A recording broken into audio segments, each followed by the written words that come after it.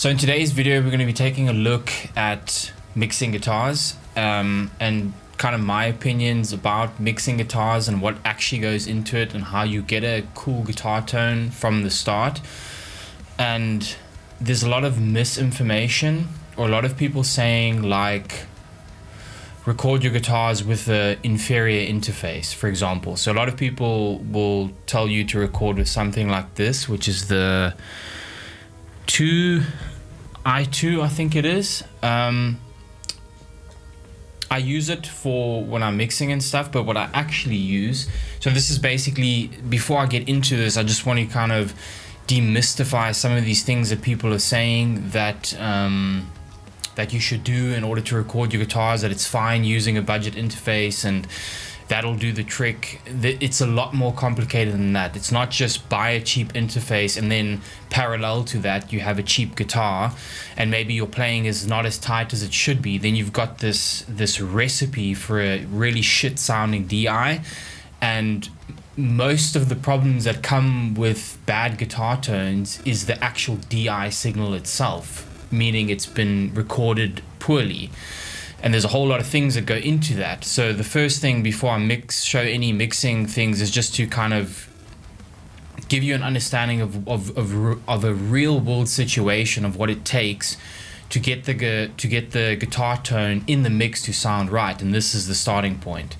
So for example, these, I don't know if you can see this here, but it's a 2i2. I don't use that for recording guitars.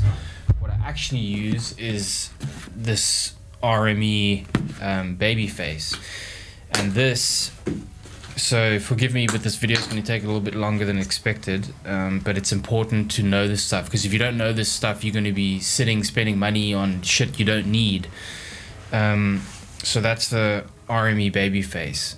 Now these things are much more expensive than the Focusrite 2i2, but there's a reason for that, because it's quality. And the main reason that I want to highlight is that the converters inside of this thing do a damn good job at converting your guitar's signal into a digital signal. I think it's the analog signal of the guitar into a digital signal.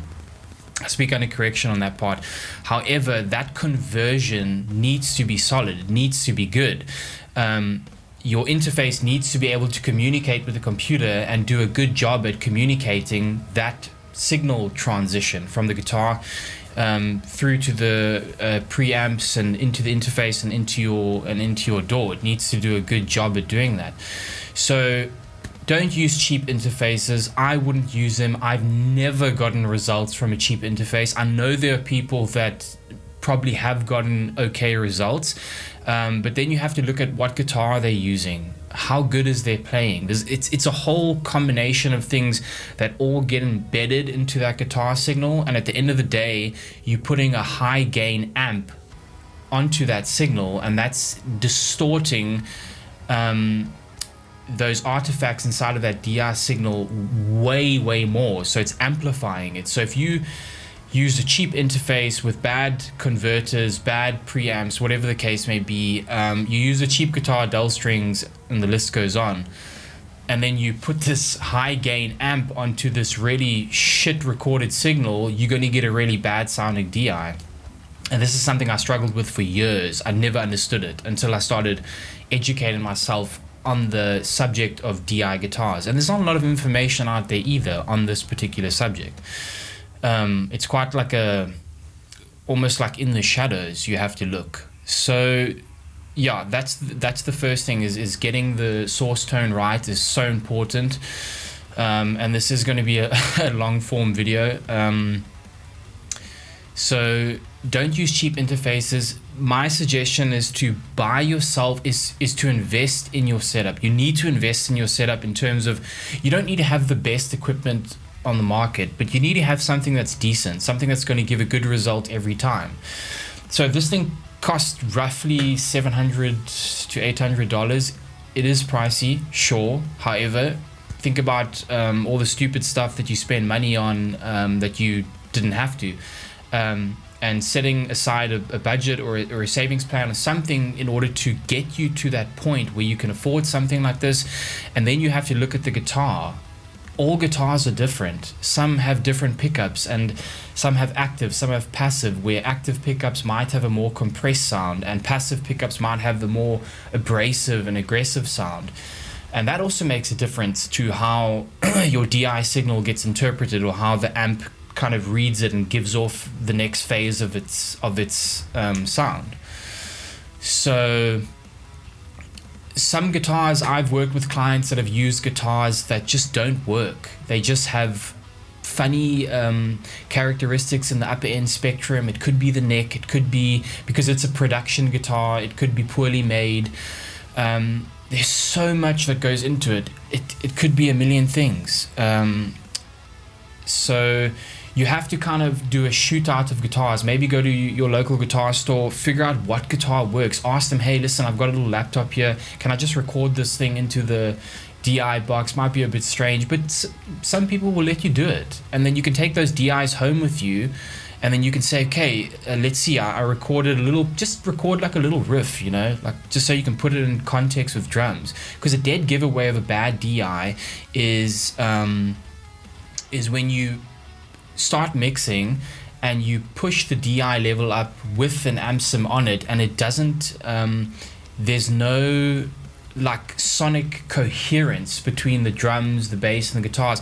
The bad DIs just sound like the guitars are sort of floating on top of the mix, and then if you turn them down, they also don't fit, and then when you turn them up, they also don't fit, and they might be very scratchy in the top end. They might give off characteristics that they just don't sound like guitars. That there's no coherence when you auditioning them with the rest of the instruments, if that makes sense. At least that's the experience that I have, and those are giveaways for me. As soon as I get a project from a client, and the first thing I do is inspect the guitar DIs. I audition them, and then I'll have to say, listen, your guitar DIs are not good enough to produce a professional mix. And this is something that I don't think a lot of people really understand 100%. So yeah, you need to be able to, you need to do a lot of investigating. You need to do a lot of research into how this actually works, how great DIs are produced. A good guitarist to check out is John Brown from Monuments. He produces amazing sounding DIs. And I think on YouTube he has like a little studio tour when you can kind of see what he's using and get an idea of how to implement that into your recording structure. So you have to evolve your recording structure. You have to get the right equipment, good equipment. I don't believe in using cheap equipment. I used to do that. It didn't work for me. I would rather save the money as best as I can, and then invest in that recording setup at a later stage.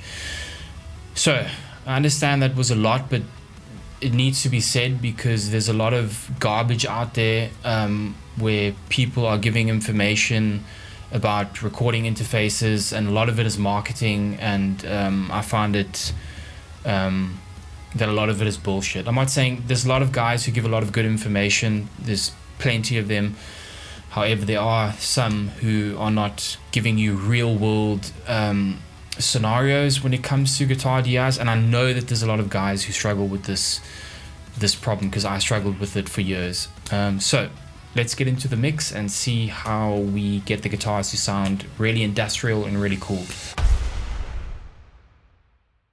So let's take a look and see, or let's take a small listen to what we got in context.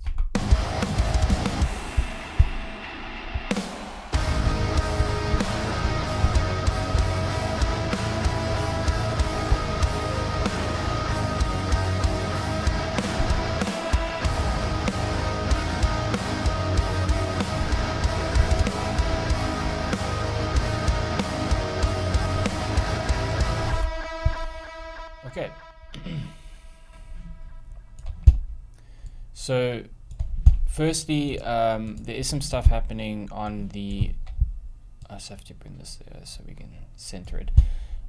So on the master bus, there's some compression going on with the FG Red, which squashes more for the drums, but it does squash everything together. which is basically a ratio of 4:40. Attack is 0.3, releases on its fastest, and then pumping the drive by 1.5, and then high pass filter at 72, just so that it's not overly pumping. Mixes on full. Then I have the Pro L limiter, and I have it on all round. So as I say in the other video, like, always check this stuff, because this makes a huge difference to how the whole context of the mix sound. Like, transparent sounds different to punchy. Dynamic gives it a different characteristic. Like, dynamic sometimes tightens everything in, where transparent sort of opens it up. So that's good to note. It's pretty cool. And then on the instrumental bus where the guitars are going to, there is another compressor, the FG Gray, attack on 0.3, release on the fastest, ratios on 3, so it's not so aggressive all around. And then this is in context. Let's see what we're doing. We're doing 105, cutting 0.56 dB is like a little bit. It's like nuanced moves. And then 60 on the whole instrumental bus, boosting by 1.48 dB because it was just missing some low end girth, I guess. And that's pretty much what's happening there. So, oops. So let's take a look. So basically, I'm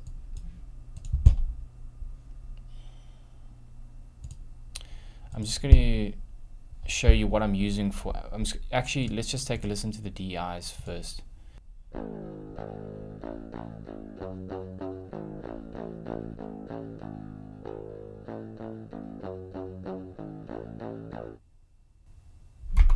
So they're quite nice sounding. They are very good DIs. However, there's levels to this stuff. I have heard better. So like I said in the beginning of the video, you can get better at recording your DIs, and there's always room for improvement. And like I said, the best that I've heard is from John Brown. He produces really insane DIs. So I'm just going to switch all of this stuff back on. Okay, the instrumental.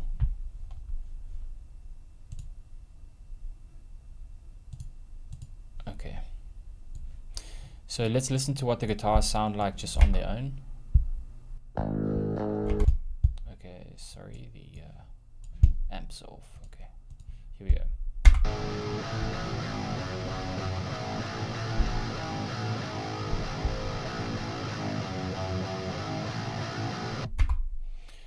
Okay, so they sound pretty good. Not too scooped. It's nice mid-range in them. So when I do this process, I'm kind of auditioning which amp fits the song. So I'll put the drums up and put the bass up, and then kind of audition and figure out which amp suits the riff the best. You know, what sounds good. So the way I do that is I'll have these two sent to the guitar bus, and then I'll audition the amp on the actual bus, so I can flick through amps and just set the amp head to stereo or whatever it is.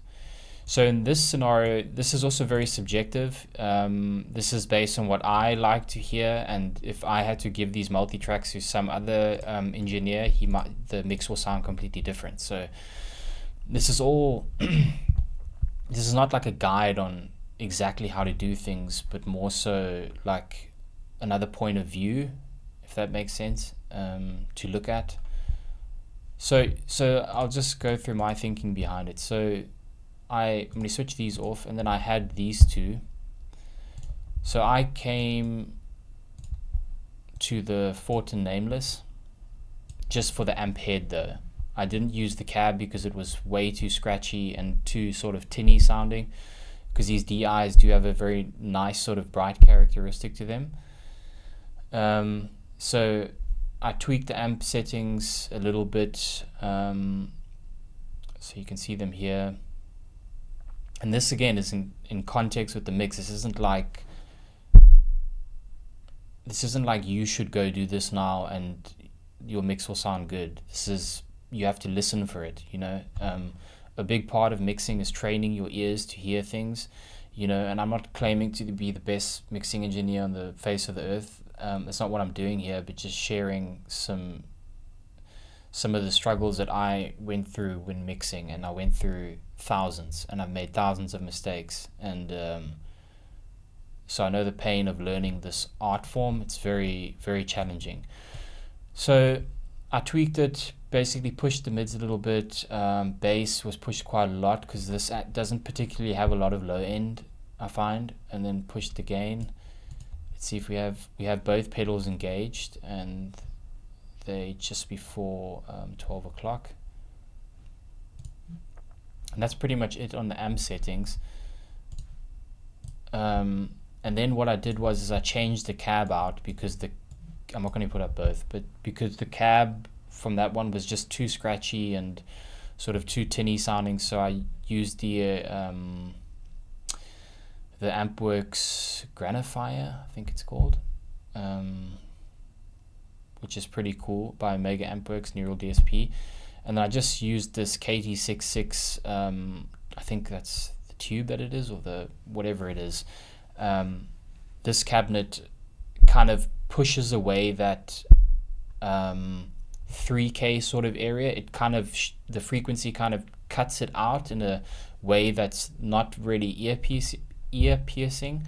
So for example, on the Fortin Nameless head, if you use the cab, there's a lot of that 3K harshness, 2K sort of that area. And when you change, so one thing to note is that when you have a nice amp head and you like the way it sounds, but it's really noisy, and the best solution for that is to change the cab, because the cabinet is going to still keep the characteristics of the head. So in this case, the Fortin Nameless, we're still going to have the characteristic of this head, very aggressive, very abrasive. But when we change it out, we're going to change the frequency response of that, with the way that guitar sounds, by just changing this cabinet. And the cabinet can drastically change the sound of your guitar tone. And so my suggestion would be to always play with different cabinets. Choose your cabinet wisely. Use GGD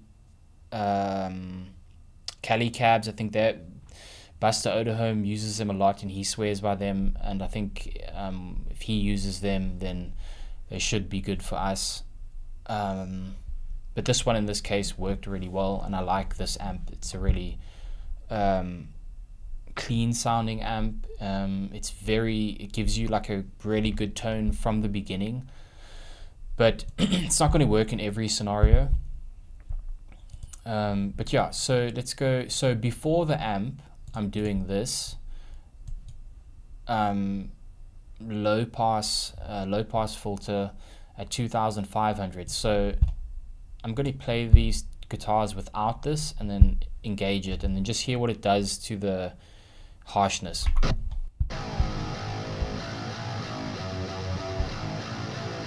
On.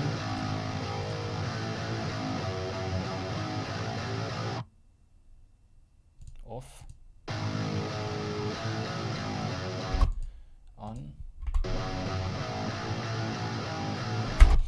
It literally just tames it a little bit, so that it kind of takes that harshness out a little bit, because you can low pass filter, or you can take all this stuff out in the DI. It's not going to be a problem, because the amp is going to amplify that anyway as hard as it can, because it's a high gain amp and it's pushing out a lot. And sometimes, you know, if I have a DI and I don't necessarily like the way it sounds, now when you use something like this DI match, it is actually a good tool. It actually works. It does. But you have to know how to use it, and you have to have already decent DI guitars to be able to use it. So sometimes, and I've done this even with good DIs, really good DIs, where I go and I change the pickup response or the frequency response of it. So JST DI match technology, it basically models other DI sounds from like artists that have been in the game for a long time, and then you can sort of shape the sound of the DI to what their DIs would sound like. And it's actually worked for me in quite a few scenarios, so that's pretty nice. But in this case I didn't need to use it, or maybe I didn't even go through it. So yeah, that's the essential tone. So I shape that during the mixing, during the drums, and I kind of play with it and just tweak it till it sounds right. Again, you have to use your ears as much as you can, because in mixing it's more so about developing your hearing and how you hear things than turning knobs. And like there's a lot of videos out there where people will just say, oh, you know, on guitars you should boost 10k or boost gate. It's absolute bullshit, because there's some scenarios where you don't even have to do that. The boosting and the cutting is all source dependent. It depends on what the source tone is, and that's it. It's not like, you know, there's too many videos out there where people are saying, yeah, do this and do that and your mixes will sound better, and then they don't even go through the fundamentals of, are your DIs good enough? Is this recorded well enough? There are people who do, but a lot of people don't. So be careful of that nonsense that people are throwing around. So on the guitar bus, I just have a virtual tape. So this setting here is interesting. So if you have it, I think, down, it emphasizes the guitars more to the front. And then if you have it up, so let's take a listen quick and see.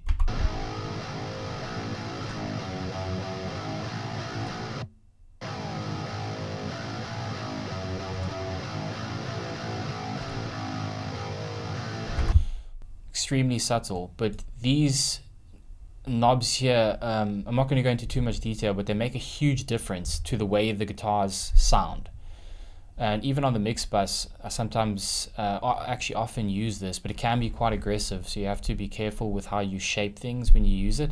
But these settings can drastically change the way the instrument sounds. So play with them and listen to what they're doing, and listen to it in context of the mix and see if it makes sense. So the first shaping that's going on is a cut at 3,500.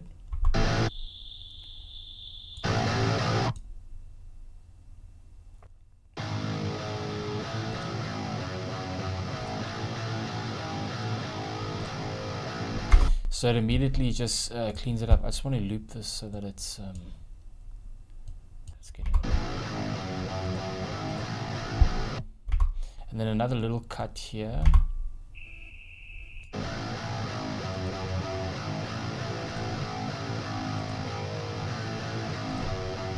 See, that one just, it's like very piercing and just sort of, so this, and it just sort of, cleans it up. So I'll take both of them off.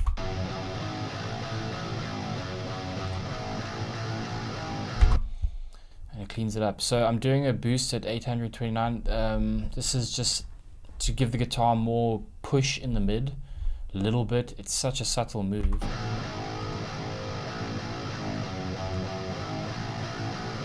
But you hear how it just brings the body a bit forward. And then 160 just needed some low end 60. It's small moves.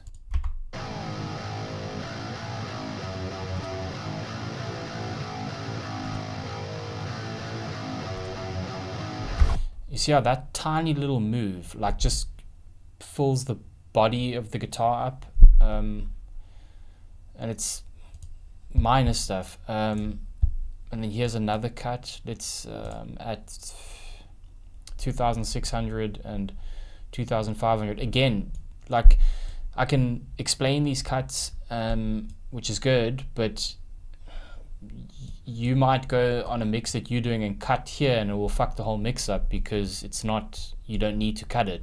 This is all source dependent and what I'm subjectively hearing while I'm mixing. So it's super important to note that. But let's just hear what this is doing. So often guitars can be really noisy, especially if DIs aren't really good. There can be a lot of noisy elements like this.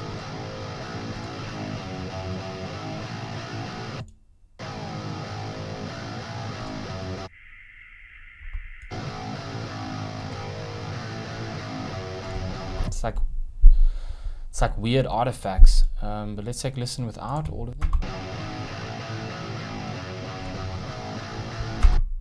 It cleans it up. There's a lot of processing on these guitars. They are overly processed, I would say. But whatever. I mean, sometimes it's nice to get creative and just make things sound the way you want them to. And that's how you learn at the end of the day anyway. So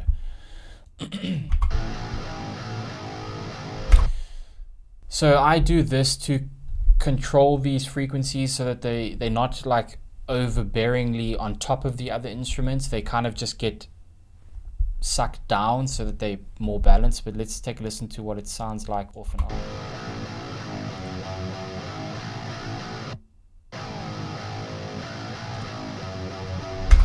Yeah, so you can hear when it's off, it's like pushed to the front of the speaker more, those frequencies, and then when it's on, it just like kind of tames them back to a point where they're not like overtaking everything. So that's at 1,300 and 3,900.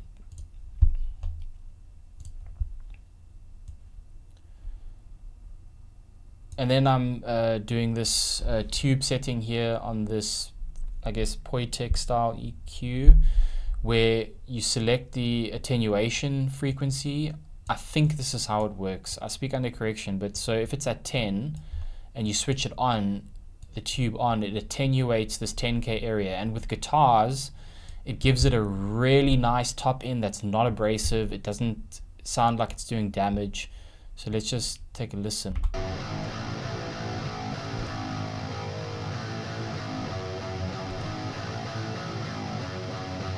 And it just brings them a bit forward, and it attenuates that area, and it sounds pretty nice. I might not use it though, but you know. And then what we have is low guitars, which I didn't mention. Let's go to those. So they're just basically lower tuned.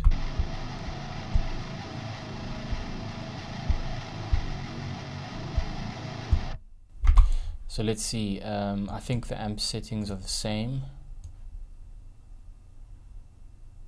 Yeah, they're pretty much, okay, this one's gain is push, no, it's the same. It's exactly the same. I like to keep things kind of tonally in the same ballpark, but anyway. So the low guitars, let's just play them.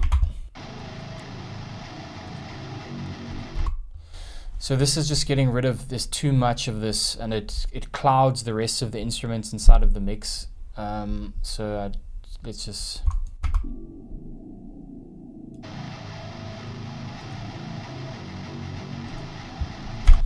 So this kind of frequency shape like still keeps this area intact, so there's still weight over here, but it just kind of tames this sort of muddy area. And this is also where the fundamentals of the snare are living, so you don't want too much of that taking up space in the mix. Again,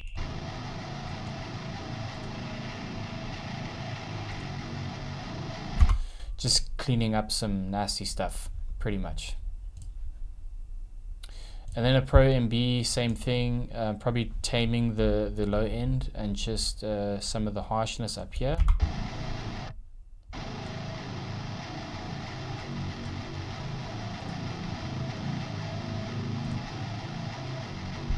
See, when I turn it off, it's just like all that muck comes up to the front.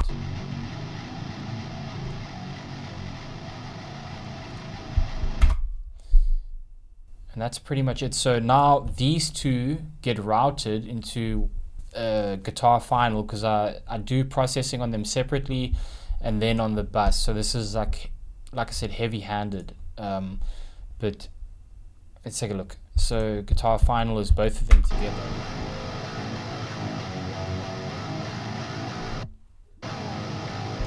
You see how it sounds flat in the frequency spectrum. It's not like pokey in some places. It's flat but still aggressive and still has a lot of volume.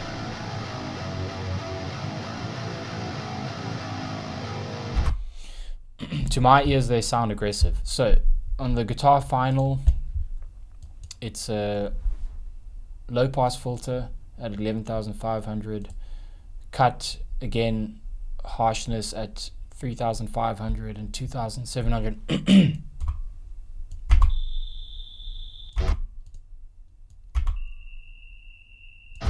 So I'll turn them off.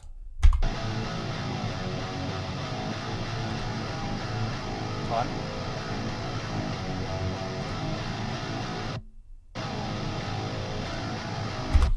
It's just a lot of stuff that, and when you have a lot of that, and then you have cymbals as well, and all these frequencies build up, you get really harsh sounds in, especially when there's a lot of fast hits with the kick and the snare. You can get a lot of build up. So I guess balancing all of this stuff out is important. I think I have a very an approach to doing a lot of cutting, but on the master bus and the instrumental bus there's a lot of stuff going on, and I use a lot of saturation, so that adds the color and the tone. So I guess it's just style dependent. Again, taming, low end, low mids, mid-range, and some upper mids.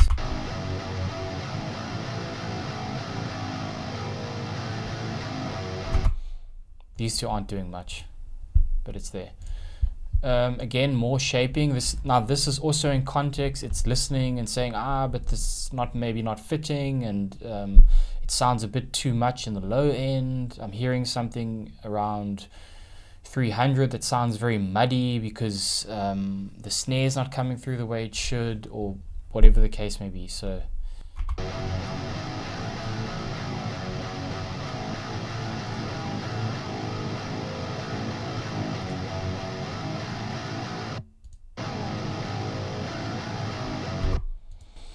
I might go back and just do a little bit less of this, but in the context of the mix, it's fine. But yeah, 344, 107, it's just things you have to listen for. And this only can happen if you develop the way you hear things and develop your ears.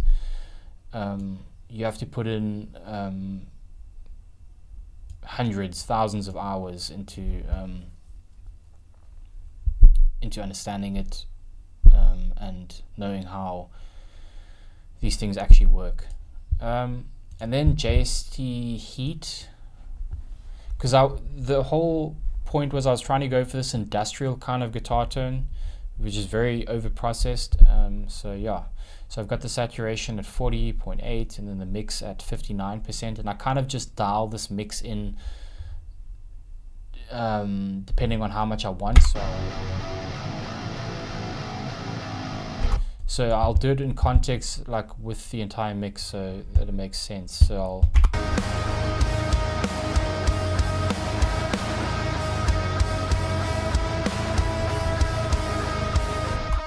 they're a bit soft now because I turned them down.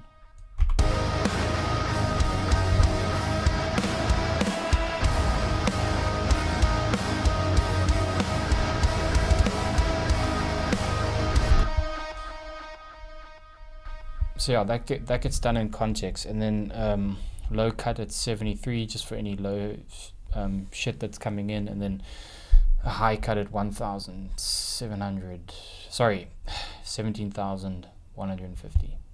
And then I turn, because this thing turns the output up, so I just gain stage and turn it down.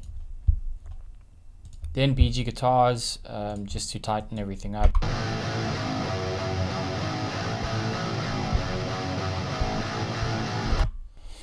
they are sounding a little bit bright, but it's fine.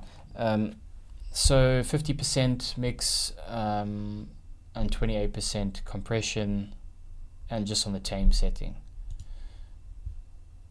And then again, this is more shaping based on the actual context of the mix. So 1200. That was poking through a bit too much, and it was collecting with all the other instruments, and it just wasn't.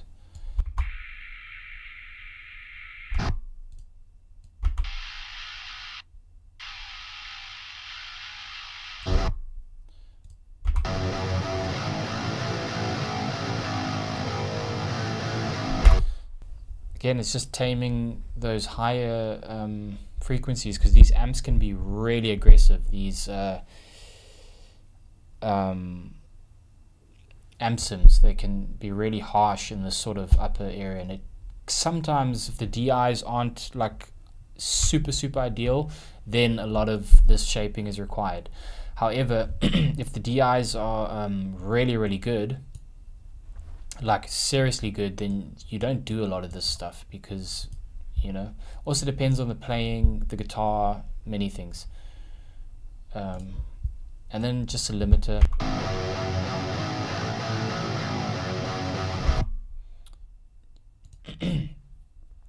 Essentially just clamping them down, so that they're nice and tight with the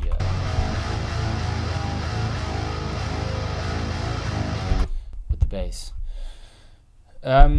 So yeah, that's pretty much it for this, at least for this mix. That's pretty much it for guitars. So it is quite a lot of processing, and